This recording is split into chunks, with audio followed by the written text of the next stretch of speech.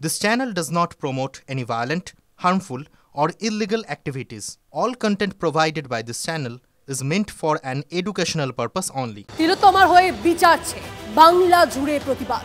যত সময় যাচ্ছে তত প্রতিবাদের সুর চড়ছে। কলকাতা সিপির পদত্যাগ চেয়ে গতকাল লালবাজার অভিযান করেছিলেন জুনিয়র ডাক্তাররা। পুলিশ 9 ফুট উঁচু ব্যারিকেড দিয়ে মিছিল আটকায়। নাছোড় ডাক্তাররাও 22 ঘন্টার ধর্ণা শেষে স্নায়ু যুদ্ধে জিতলেন ডাক্তাররাই।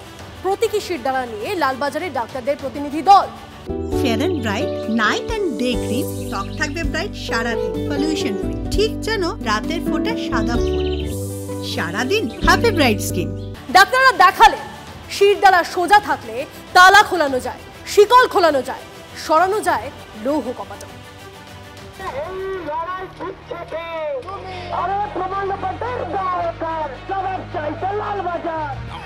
জুনিয়র ডাক্তারদের লালবাজার অভিযান, দাবি পুলিশ কমিশনারের হাতে প্রতীকী শিরদাঁড়া তুলে দেবেন, দাবি পুলিশ কমিশনার বিনীত গোয়েলের পদত্যাগ। ডাক্তারদের দাবিতে কান দেয়নি লালবাজার। সোমবার ফিয়ার্স লেনেই থামিয়ে দেওয়া হয় মিছিল, বসানো হয় 9 ফুট উঁচু ব্যারিকেড।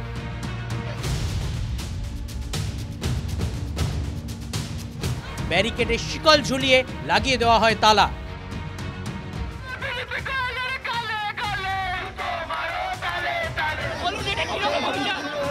ডাক্তাররাও নাছোড়, সবাই রাস্তায় বসে পড়েন। তারপর রাতভর অবস্থান।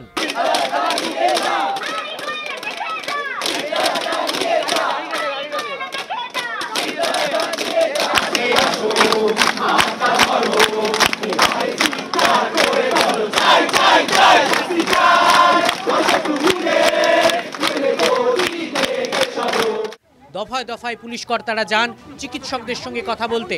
পুলিশের দাবি শোনেননি ডাক্তাররা। শেষে নমনীয় হতে হয় পুলিশকেই। যে হাতে ব্যারিকেডের তালা ঝুলিয়েছিল পুলিশ, 22 ঘন্টা পরে সে হাতেই খুলতে হলো তালা। সরে গেল ব্যারিকেড, একের পর এক ব্যারিকেড। প্রতীকী শিরদাঁড়া হাতেই লালবাজারে ঢুকলেন 22 জন ডাক্তার। ওরা আমাদের ধৈর্যের পরীক্ষা নিতে চাইছিল। আমরা বলেছিলাম আমরা ডাক্তাররা 36 ঘন্টা 72 ঘন্টা নাইট ডিউটি দিই, আমরা আমাদের ধৈর্যের পরীক্ষা নেবেন না। সেই ধৈর্যের পরীক্ষায় ওরা ফেল করেছে, আমরা দিতেছি। পাশে দাঁড়িয়ে সমর্থন নাগরিকদের। আজকে যে গণ আন্দোলন আরম্ভ হয়েছে তাতে আমি এই 72 ইয়ার্স ওল্ড, তাতেও আমি কিন্তু এখানে সাপোর্ট করছি টোটালি। জনসাধারণ যদি ইনভলভ না হয় কিচ্ছু করা যাবে না। আপনাদের চ্যানেল সারাক্ষণ যতক্ষণ না শাস্তি না হয় ততক্ষণ জন্য আপনাদের চ্যানেলটা পাশে থাকে, আর কিছু না। চ্যানেল পাশে থাকলে লড়াইটা জমবে। আপনারা আছে বলেই আমরা অনেক কিছু জানতে পারছি। 100 বার আছে।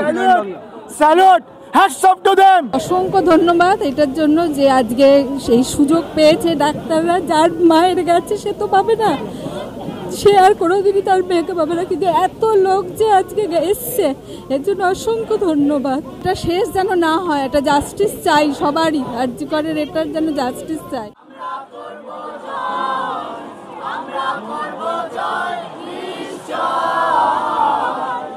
শিরদাঁড়া সোজা থাকলে খুলে যায় শিকল, সরে যায় লৌহ কপাট। দেখিয়ে দিলেন ডাক্তাররা।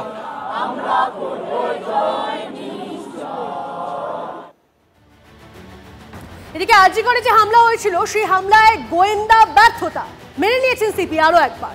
লালবাজার থেকে বেরিয়ে দাবি জুনিয়র ডাক্তারদের। ঊর্ধ্বতন কর্তৃপক্ষ চাইলে পদত্যাগে রাজি বিনীত গোয়েল। দাবি আন্দোলনকারীদের। লালবাজার থেকে অবস্থান তুললেও আন্দোলন চলবে। 12 এবং 14 তারিখের ঘটনার যে দায়ভার, সেই দায়ভার তিনি নিয়েছেন। তিনি মনে করেন এটা তাদের পুলিশি ফেলিওর। বাকি যে ঘটনাগুলো সেই ঘটনাগুলি সম্পর্কে তিনি মনে করেন যে তিনি না যথেষ্ট পদক্ষেপ নিয়েছেন। কিন্তু আমরা বলেছিলাম যে স্যার আপনার এই দায়ভার নিয়ে, নৈতিক দায়ভার নিয়ে আপনার রেজিগনেশন দেওয়া উচিত। তিনি বলেছেন তার ঊর্ধ্বতন কর্তৃপক্ষ যদি মনে করেন তাহলে তিনি দায়ভার থেকে নৈতিক দায়ভার নিয়ে রেজিগনেশন দেবেন। নৈতিক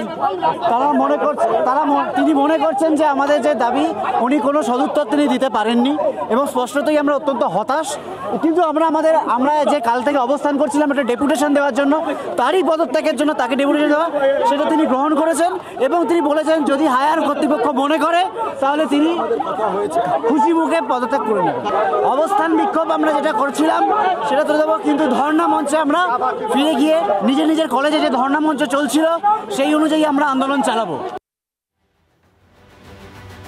এদিকে সন্দীপ ঘোষকে আপনারা জানেন যে তাকে আলিপুর আদালতে নিয়ে যাওয়া হয়, সেখান থেকে বের করার পরই সন্দীপ ঘোষকে সপাটে চাটি। ছবি দেখাবো আপনাদের। ভিড় থেকে বেরিয়ে এসে ধৃত সন্দীপের মাথায় সপাটে চাটি।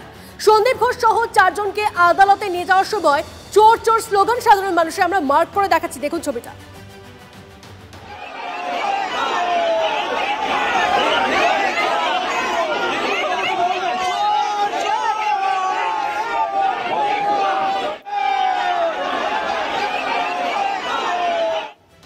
মুখ্যমন্ত্রী অপপ্রচারের বিরুদ্ধে ঘোষ করতে বলেছিলেন, কিন্তু তার দলের বিধায়ক থেকে নেতা কেউই মর্ম বুঝলেন না। আলটপকা মন্তব্য করে প্রতিবাদের আগুনে ঘি ঢেলে দিলেন, যা বিরোধী ও সমালোচকদের হাতে নতুন অস্ত্র তুলে দেয়। অবস্থা সামলাতে আসরে নামতে হলো জোড়াফুলের শীর্ষ নেতৃত্বকে। দলের বিধায়ক নেতাদের হুঁশিয়ারি তৃণমূলের সেকেন্ড ইন কমান্ডার।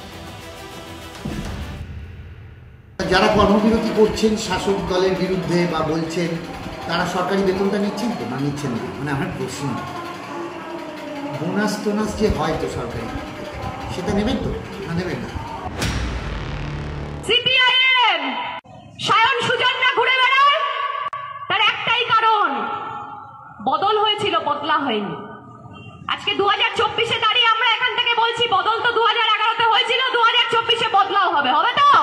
যে মমতা বন্দ্যোপাধ্যায়কে চরিত্র নিয়ে গালাগালি করছেন, আপনার বাড়ির দরজায় গিয়ে আপনার মা বোনকে বিকৃত ছবি করে আপনার বাড়ির দেওয়ালে টানিয়ে দিয়ে আসবো। একজন নয়, একাধিক।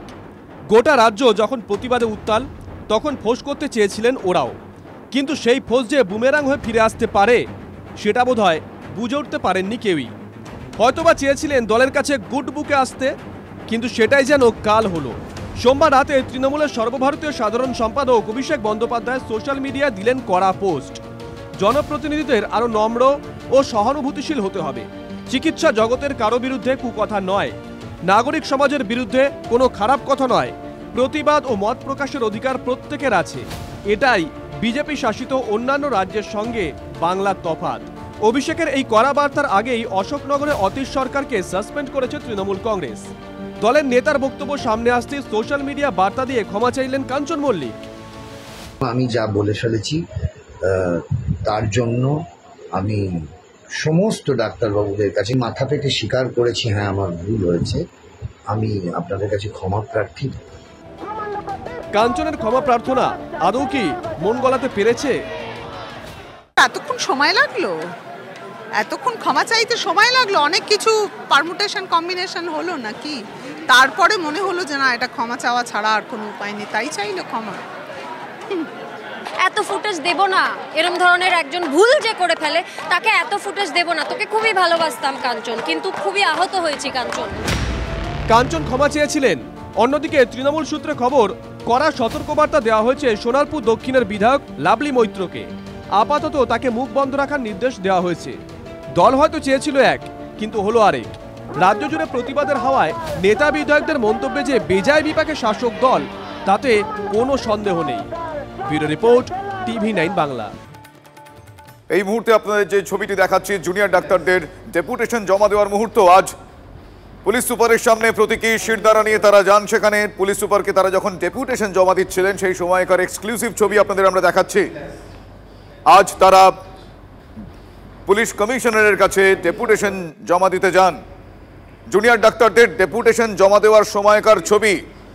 পুলিশ কমিশনারের সামনে তারা গিয়ে পৌঁছন, ডেপুটেশন জমা দেন এবং তারা বেরিয়ে এসে জানান আপাতত তারা অবস্থান থেকে সরছেন, কিন্তু তাদের ন্যায় বিচার চেয়ে যে নৈতিক অবস্থান, সেই নৈতিক অবস্থান থেকে তারা সরছেন না। 5 দফা দাবি, তাদের 1 দফার কাছাকাছি তারা পৌঁছতে পেরেছেন, কিন্তু বাকি দাবি নিয়ে তারা তাদের নৈতিক অবস্থানে থাকবেন। কিন্তু আপাতত তারা আন্দোলন যে অবস্থান বিক্ষোভ, সেই অবস্থান বিক্ষোভের পর থেকে আপাতত সরে আসছেন। আজ ডেপুটেশন জমা দেওয়ার সময়ের ছবি আপনারা দেখছেন। পুলিশ কমিশনারকে তারা যখন ডেপুটেশন জমা দিচ্ছিলেন সেই সময়কার ছবি এক্সক্লুসিভলি আপনারা দেখছেন TV9 বাংলার পর্দায়।